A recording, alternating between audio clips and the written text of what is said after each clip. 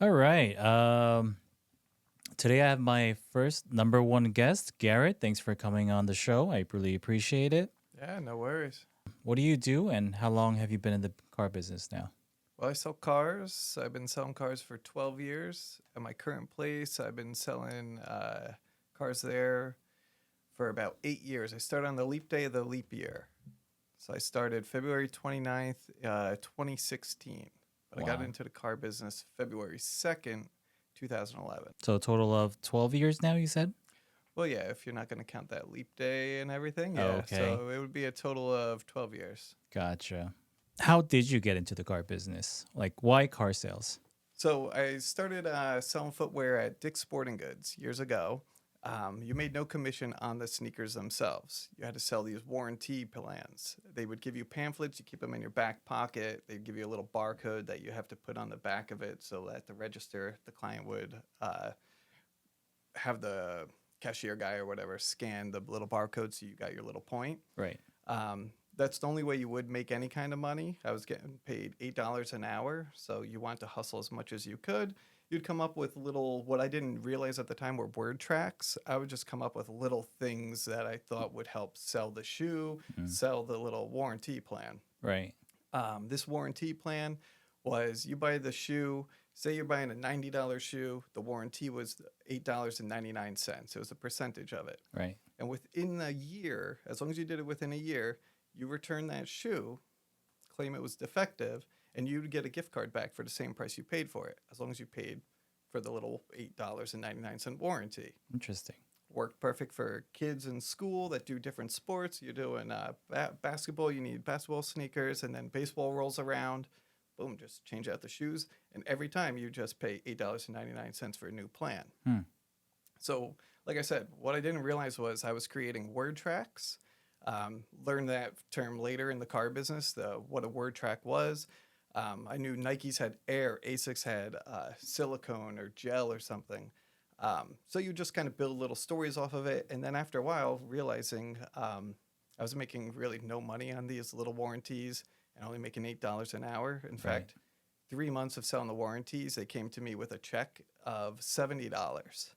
And I was selling Wow. about 30 warranties a day. So 30 warranties got you $70. Yeah. Wow. So really, I don't know how much I was making per warranty, but it was nothing. It Wow. was absolutely nothing. Mm-hmm. So I said, "What am I doing? Right. I could. This is sales." And at one point, I did meet another guy who was selling Hondas, Mm-hmm. and I gave him my spiel and everything, and he said, "You should sell cars." And I laughed it off. I didn't do it for about 5, 6 months, Mm-hmm. and then I said, "You know what? Maybe I should sell cars." There's nothing I don't like cars. Right. I went to film school before all of this, Mm-hmm. and then just kind of fell into it.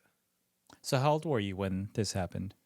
Around 22 is when I got in the car business. I'm 35 now. Mm-hmm. It's about 13, maybe I was 23. Do you remember your first sale? Yeah, I do. I do. Tell me a little bit about that. So my first sale was, How long after was it once you got hired? it You sold your wasn't first that car? long. It wasn't that long because my first month, I can't remember. I want to say I sold 4 or 5 cars. Nothing first month? crazy. Yeah. Okay. I think so. So my first real sale Mm-hmm. was a Kia Sorento. Mm-hmm. And honestly, everything in the transaction went well. The whole sale kind of went well. The back and forth went fine. Everything went good, but they wanted 2 things added to their car. And I can't remember exactly how my manager phrased it, but they feed your lips with lines and you go back and say things. Right. So they told me, oh, this is what it was.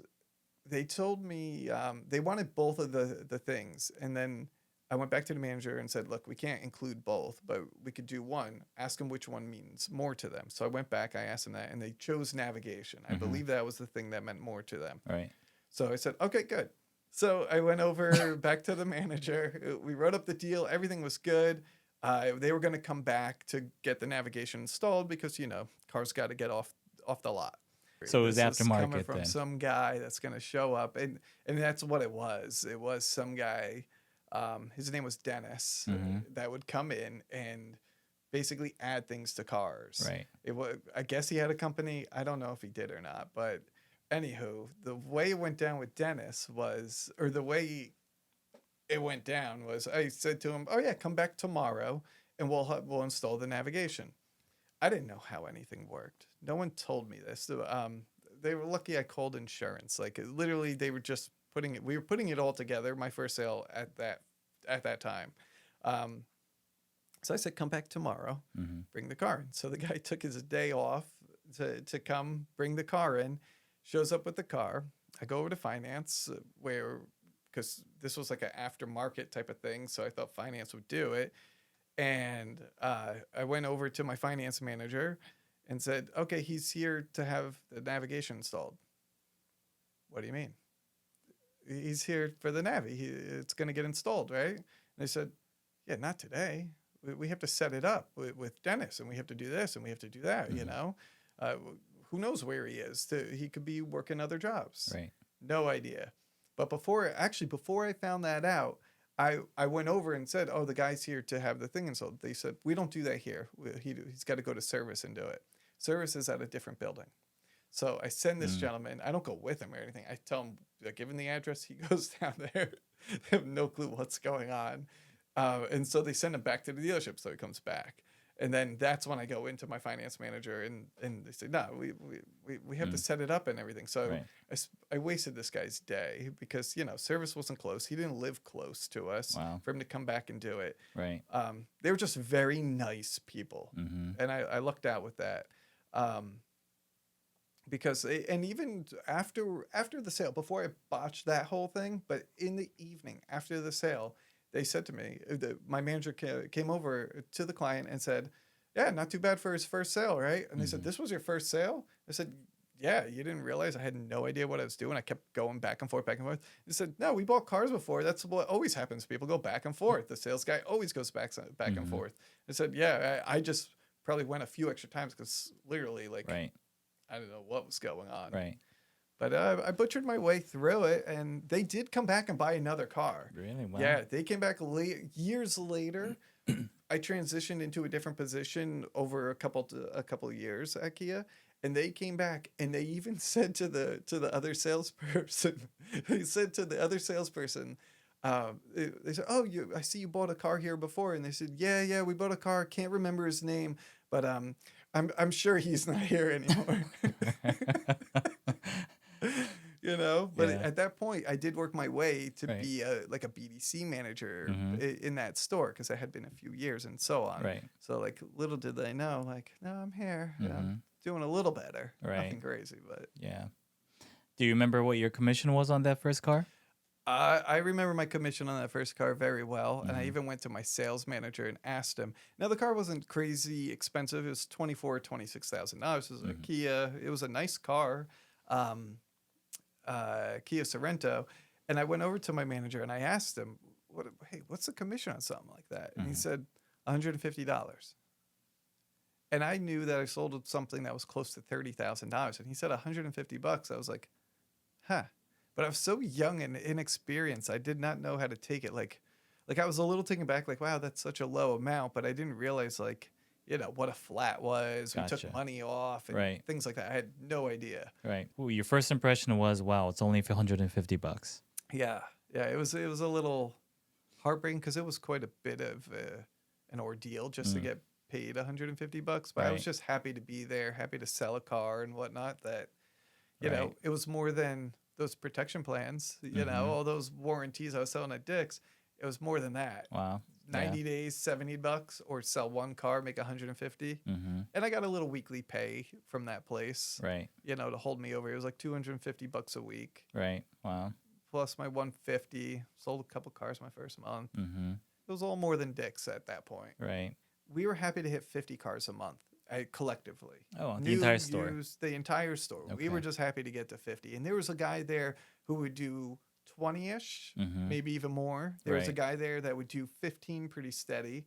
So like then there's like the 4 or 5 of us that would just kind of put things together, Right. very ragtag. Mm-hmm. So then, a couple different managers came through.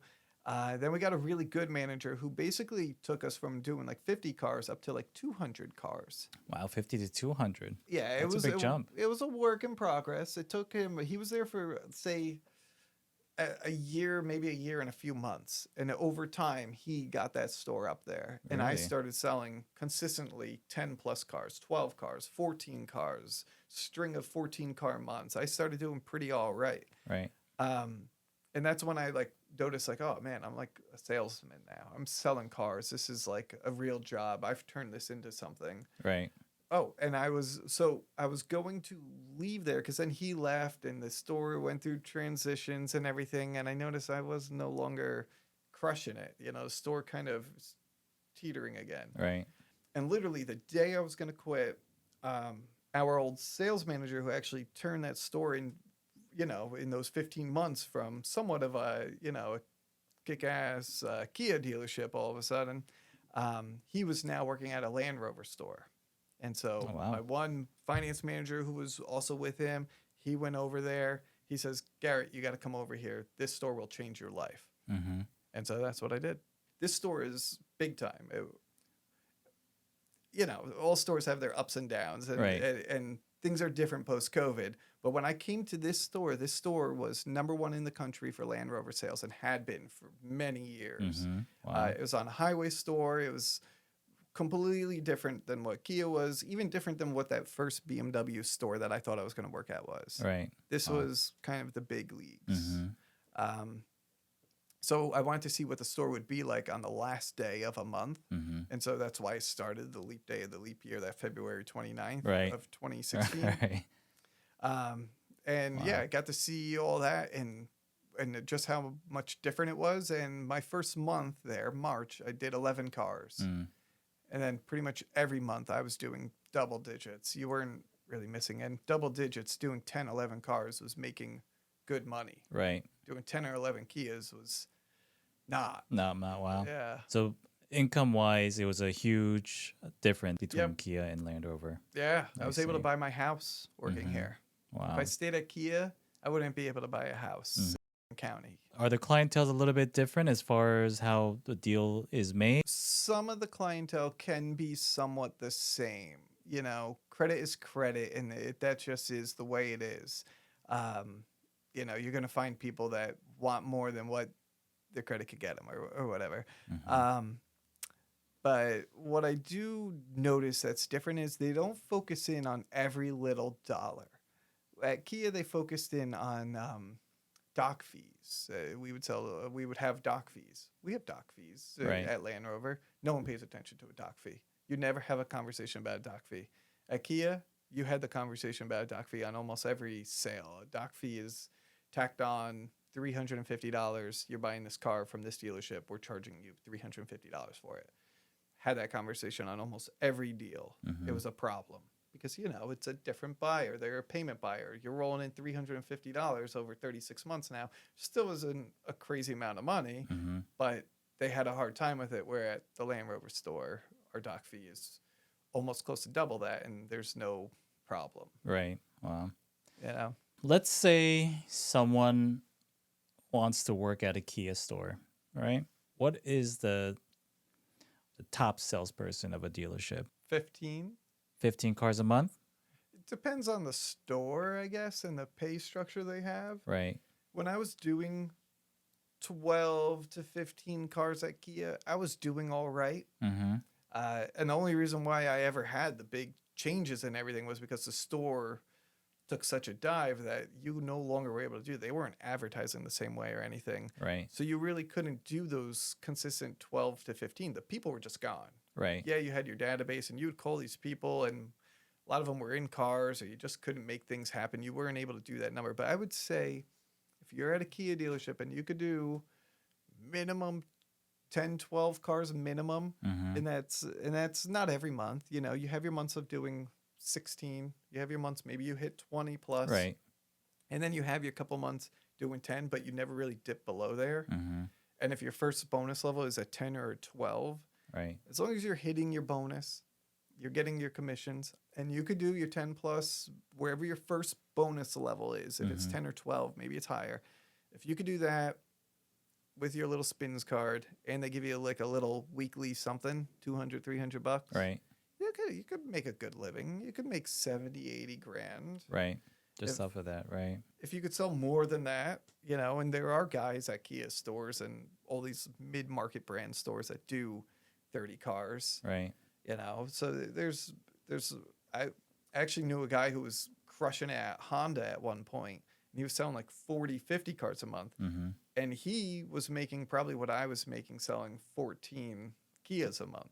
Wow. So it really? was a lot. Yeah. So it comes down to like the pay structure sometimes. Interesting. Yeah. They It's were like interesting getting how the pay $50 structure could, flats. be that much different. When you granted that guy wasn't the only guy selling 40 cars at that store. That was such a big time highway Honda store that he was able to sell 40 cars a month, which I don't know how anybody does that here still, but he was able to sell 40 cars a month, maybe make 70 grand for the year, 80 grand, and I was selling 14 cars a month because, a $50 flat to a 150 flat, plus I had my little Kia spins card. I don't know if Honda had spins. Let's say if you want to start at a Land Rover store, no experience, is it possible to go into sales? So it is possible. Our good employees show up every day on Mhm. time and you're well liked. Then Right. you'll get a shot. Right. What you do with the shot after that is kind of on you, but Right. you could definitely do it. People want a Rover. Right. No one wanted the Kia. The Kia was, they did. You did have people that want the Kia, but or the Honda or whatever. But the Rover holds such a status, or it's in its own little bubble there that, like, even when I started with the Range Rover or Land Rover, people will come in and say, "Oh, I'm shopping around." I said, "Go ahead, shop around. I know I'm most expensive. I know I'll be the most expensive thing." And you Mhm. just say it with confidence, and then be like, "It's why your friends don't all have Land Rovers. It's why Right. you want one. There's a Mhm. price to pay for exclusivity, Right. so you could use that. The Rover it's nice. So I guess maybe to go back to that gentleman that did switch to the Defender, maybe he just knew what it was. He Mhm. knew because the Defender holds like a sport, like a Range Rover. Right. The Discovery's a very nice truck, but it's not a Defender. It's not a Range Rover Sport or a Range Rover. It is the brand of status. You want it to look good and shiny. It's in the driveway, and a lot of customers like to come in and fight. Not all of them. Right. You do have that guy that moves from one payment up double, and everything's cool. I'm not trying to pull tricks on you or anything. There Mhm. could be salespeople out there that try that, but Right. but like I said, everything's on that paper. It is what it is. Right. Yeah. What do you think is the best way for a customer to buy a vehicle? If you go on the internet, you could read all these things of people telling you, "Hey, they're going to do this, they're going to do that," and I think it's some of them that still build up that stigma that, hey, salespeople are liars. They're going to Mhm. do this. They're going to do this to you. All these different things to you when you get there. But nah, the salesperson literally is just, it depends on the type of store you go to, but really we're just eager to have someone in front of us to, other than our colleague, because there's a lot of downtime in the car business. You wait around for a customer a lot of the times, so we're waiting for you. You come in, you might be our only shot of the day to Right. sell a car, or maybe my only prospect for the day, maybe a week or 2 days or 3 days. And maybe you don't buy a car that day, but I want to uh, build myself up enough to at least buy me a second chance if you don't buy a car from me that day. Mhm. So that's the way I look at it. Right. I'd love to sell you a car same day. Hey, everything's good, everything's great. But I want to leave you with an experience that you say, you know what? I've been to a few different places and I did not like this guy or that guy. They were like this, he was like that, or whatever. This dude was just nice. He gave us the numbers. He even let us leave with the piece of paper that shows us, what we will pay for the car when we come back. Mhm. Because a lot of guys don't let people do that or whatever. Um, Kindness and whatnot. So at least you buy yourself a second chance. Right. But, we spent a half hour, an hour together. We test drove 2 cars. We did this, we did that, and then you're just gone. Right. Yeah. But don't come in with preconceived notions, because you might be that salesperson's only hope for that week or that day to sell a car to. We're going to try to be as nice as we can.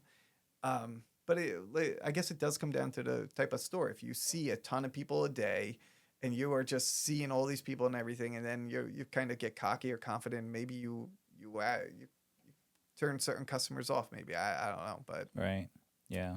but a lot of the things you do see online that tell you, how to buy a car and everything, is just somewhat wrong. Mm-hmm. It's Yeah. kind of a little old. But yeah, you do get the friend there that's talking them off of doing it. You do have the unrealistic opportunity or unrealistic ideas of what they think they could pay for a car. Mm-hmm. Oh no, I need to be at 800 and you're at 1200, and then you take the math and you do it over the term, and you're like, well, you need to put down another $18,000 in order to get there. Right. Where are we going? Right. This is all I have. You're asking for 5,000 off, and Right. we're on a That $50,000 car. exactly. Got nothing. Yeah. Yeah. So that's a lot of things that customers don't realize is that they don't have that much markup on these cars like they think that we do. Yeah, I just went over this with a client who thought there was way more of a percentage, and he was told from a guy who I don't know if he works at another store, but he's at a Benz store. I don't know if he's a manager, what he is, but he told him, there's probably about 6 to 8% of markup in the car. And when I told him that there's like close to 4% markup in the car, Mm-hmm. and he's like, "Whoa, that's it?" And I said, "Yeah, and I don't get paid that." And that's what he couldn't believe. What do you mean you don't get paid that? I said, "That's not my money. I have to Right. sell X amount of cars to get percent of that, Of course. or else I only get." Of So I'm course. working with nothing. So back to like the people that come in with the preconceived notions, we are not really making a whole lot off of you to begin with Mm-hmm. for the salesperson. Do you know a lot of people who make more than $400,000 selling cars? I've met a couple. I see. This Yes. is an old story. At our Kia store, we had our good days and our bad days in terms of when we were a running store hitting 200 cars a month, and then when we weren't and we had a turnover sales manager over and over and over. There was a client that once came in and he had spent maybe 40 minutes with a salesperson out on the lot. Maybe they test drove a car or two. I don't know. And the client or the customer comes over and says to my manager, he goes, "I'm out there with your sales guy and he doesn't know anything." Mm-hmm. And he's putting this poor salesperson down. And the salesperson had been with us, only a couple weeks, and he was trying his best. And this customer was, just laying into my manager about how he just didn't know anything. How could you have a guy go out there and not know this or that, and all this stuff? And my sales manager just goes, "Let me ask you this: who am I gonna get that's better?" And the customer was just like, "Huh?" And he goes, "Honestly, wait, do you want to do this job where people come in, berate the salesperson, beat him down with, 'Oh, I got this price on TrueCar. I got this price on this. Oh, I could go to these different dealerships and get this and this and this.' They're shopping everything under the sun, and on top Right. of it, they're not being friendly to the sales associate either. Right. Who are you going to get better? Because it's not a Rover store. It's a Kia store where you're making $100 to sell a car, where your bonuses are small and you're only making a couple $100 a week. Mm-hmm. So, it was just the funniest thing when I heard him say that, because he just put it back on the guy, and the guy really didn't have anything to say for his poor attitude Mm-hmm. towards this salesperson. Right. We're not charging over MSRP. So you could phrase it in such a way to the client that, look, you go anywhere else, you're going to pay 10 grand, 30 grand, depending on the truck. You could pay $50,000 to $100,000 over the MSRP. We're just going to sell it to you for costs. Not costs, MSRP. So there's a little markup there. You explain everything, and hopefully they get it. Mm-hmm. If it's the right client and everything, and it's $1,000, hopefully, everybody, and it makes everybody happy in the situation. Okay. If for whatever reason management doesn't let you, what I try to do, because I'll go ask. I don't mind asking that question if they ask for $1,000 off. Right. in the spirit of making a deal, what the heck? He took a shot. He came here. He knows what the market is. Everybody knows what the market is, whether they claim they do or not. Right. He asked for his $1,000 off. I'll go ask for him. Why Mm-hmm. not? I'll look like a fool for him probably, but it is what it is. Mm-hmm. If they don't give it to me, which usually they're not going to give it to me because everything else is being sold for crazy over Right. at the other stores. If they don't give it to me, I go, look, I can't do it. I got to sell it to you for MSRP. It's the way the market is. I try to explain that. If for whatever reason I get a little pushback, I take that $1,000 and I divide it over the term, and I show them this is what you're asking for. It's nothing. Mm-hmm. You're financing the car for 72 months. Right. $1,000, I think, is $13 on 72 months. I think so. I don't have a calculator in front of me, but you're asking for $13. Right. Come and see me once a month. And I'm sure other people watching have used this close before. Come and see me once a month, and I'll give you $13. Mm-hmm. They're not going to take $1,000 off for you. Right. And you say something like that to them, and it puts everything into perspective. Maybe we'll develop a nice friendship if he does, throughout those. Right. Because it is just $13. Mm-hmm. But it's just showing them how small it is. You don't. It's nothing. $1,000. Right. Mm-hmm. What I notice as a salesman is everything has to be sold to everyone. I have to sell the car to the client. Got to sell them on the payment, sell them on all this. Maybe even their friend who's trying to talk them out of it. You got to sell them. Right. And then you got to, sometimes if your product specialist is too busy, you got to sell them on, hey, look, don't worry. You don't have to go to Jersey City to sign this client up. You can stay right here. You could do it right here. Teach Right. my client right here. Got to sell them on that idea. Depending on the type of deal, might have to sell finance, might have Right. to sell finance if it's, a skinny or a short deal or a cash deal or something. There's not enough meat there or whatever. Right. Then got to sell my lot guy on the idea of bringing the car to wash or going and gassing it up. Right. Got to sell my sales manager on what is the client asking. Oh, they want this thrown in or that thrown in. What I notice now that things are MSRP for the most part, you get odd requests. Oh, I need 3 hats. Why Right. 3 hats? But so you try to get it from management, Right. to get Yeah. the 3 hats. Look, if they're gonna buy the car, could we just give them some hats? Yeah. You You got to sell everybody. you sell everybody. Yeah. You sell everybody everything, and on top of it all, you're selling yourself Mm-hmm. to everyone. Exactly. But it's these little skills. It's those word tracks that you learn along the way, and you know how to phrase it to who. That Exactly. Yep. then you go home at night and you have to sell your wife. Exactly. No, I know. Yep. Exactly. Wow, that was great. Yeah, thanks for coming around, Garrett. There was some useful information. Where can people find you? Find me on the socials. You can find me on Instagram at Garrett_delight.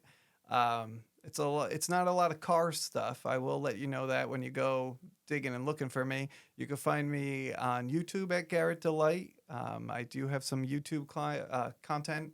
So much talking about clients. I do have YouTube content that you guys could check out.